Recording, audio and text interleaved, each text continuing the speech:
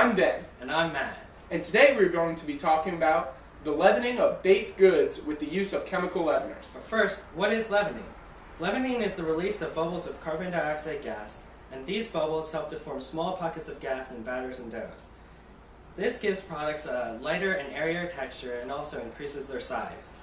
One of the ways to produce the carbon dioxide gas necessary for leavening is with the use of chemical leaveners such as baking soda or double-acting baking powder. Chemical leaveners are powders that, when combined with water, produce carbon dioxide gas. Anyone know the difference between baking soda and double-acting baking powder? Well, in this experiment, we will be analyzing how each affects the leavening of a baked good and how their composition differs. Baking soda, or sodium bicarbonate, is a base or alkaline chemical agent. Baking soda alone won't create a sufficient amount of carbon dioxide to leaven a baked good. For it to create enough carbon dioxide, you have to add an acid, such as cream of tartar. The baking soda and the acid will leaven even without the presence of heat.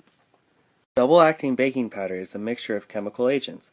It is made of baking soda, an acid, and a third ingredient that reacts with heat to produce carbon dioxide. As stated in the name, double-acting baking powder will release carbon dioxide at 2 points. First when it is combined with the water in the batter, and another time when heat is added.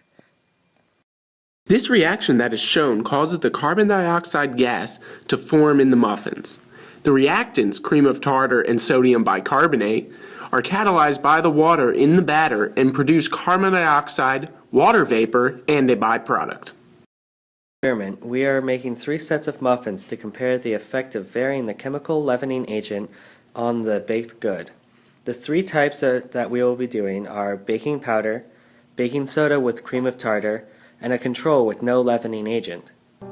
风吹着白云飘，你到哪里去了？想你的时候，我抬头微笑。 Around the oven, let's take a closer look. Let's compare their heights.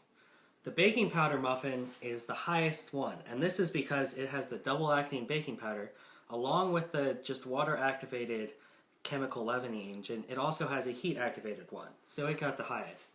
The baking soda had some leavening, not as much, and this is all just because of the water-activated chemical leavening agents. And the control, the one without any agents at all, is very short and dense, and so it did not rise at all. Alright, now let's take a closer look inside each muffin and see how the carbon dioxide formed air bubbles. This is the baking powder. As you can see, there are giant holes where the carbon dioxide gas was trapped within the dough. Let's compare that to the baking soda. The baking soda has some air pockets, but not as many and not as big. So it's a little more dense, but still had some leavening. Now, let's look at the control. As you can see, the control did not leaven at all, and there are no air pockets at all. It's very dense and very dark in there. Delicious! So Matt, why do these taste so different? Well, the different chemical leavening agents we use produce a different amount of CO2. This causes a size variance in the amount of bubbles and changes the texture and mouthfeel. Huh. What other foods does this occur in? Well, some of your favorites like pancakes, waffles, cookies, brownies, cakes, and breads all require leavening to get that yummy texture. So now you know how different leavening agents give your favorite foods that light and fluffy texture. Thanks for watching, and remember, It's food! it's science. It's food science!